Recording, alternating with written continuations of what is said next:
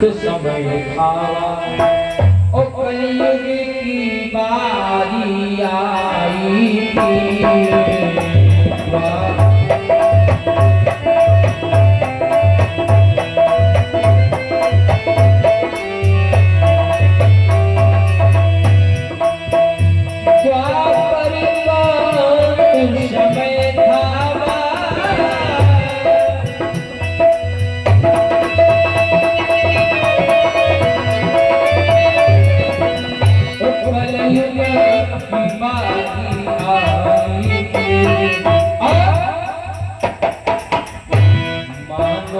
सुख सूर्य डूबता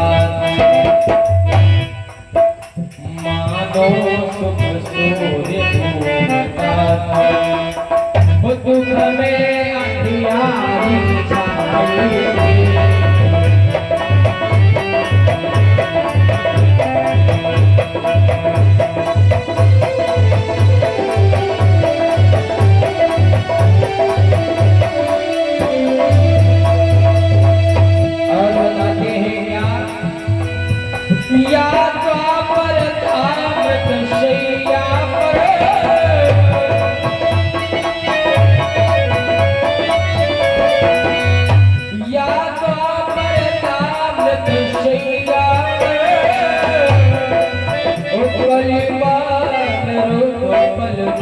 पर था और पापों का उदय हो रहा था, पापों का उदय हो रहा था, फूलों का रब भरने को था।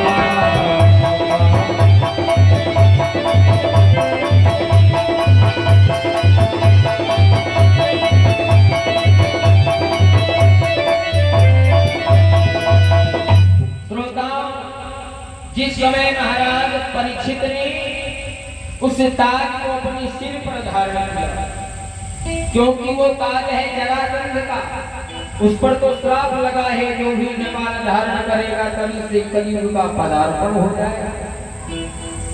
द्वापर का अंत समय आ गया, कलयुग की बारी आ गई।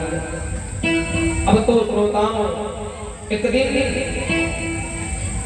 परीक्षित महाराज ने विचार किया, क्या उनके मन में शिकार खेलने के लिए कहा, चलो बहुत दिन हो गए हमने शिकार भी नहीं खेला, चलो आज शिकार खेल करके आते हैं। तो परीक्षित महाराज ने सैनिकों के साथ में जाग के शिकार खेलने के लिए जाते हैं जंगल में।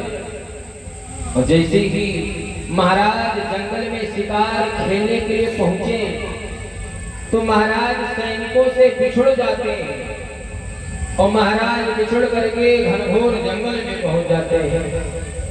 जब महाराज जंगल में पहुंचे तो परीक्षित महाराज ने देखा कि एक गाय बड़ी डरी हुई है, बड़ी कांप रही है, बड़ी कांप करके थर्राती है, थमती है, अटकती है। श्रोताओं महाराज ने देखा कि ये गाय बड़ी डरी हुई है, चली आ रही है, कैसे कि कांपती हाँफती थर्राती, कि कांपती हाँफती थर्राती, कोई थमती है कहीं अटकती है।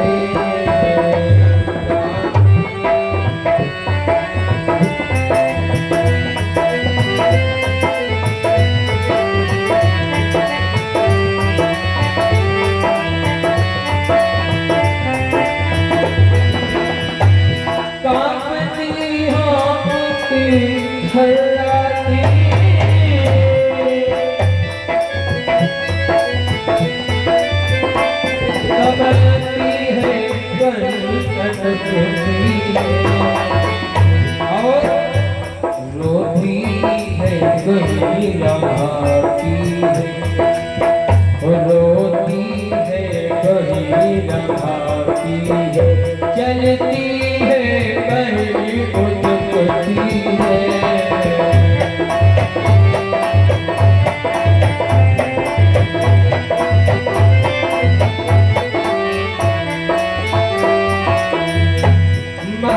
परीक्षित ने देखा एक गाय बड़ी डरी हुई है, चली आ रही।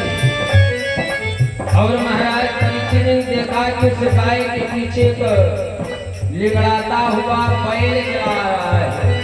कैसे? उसके पीछे से को बैल, उसके पीछे से को बैल घबराया भागा आता है।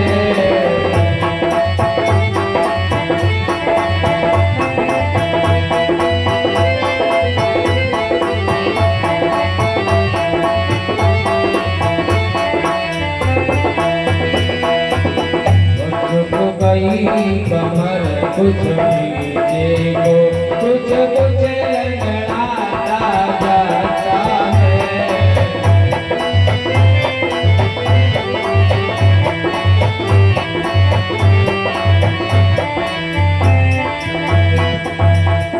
महाराज परीक्षित ने देखा कि उस गाय के पीछे बैल चला रहा है, तीन पैरों से लगड़ा है। और महाराज परीक्षित ने देखा कि उस बैल के पीछे एक काला क्रूप चांडाल चला रहा है। कैसे? उसके पीछे काला क्रूप,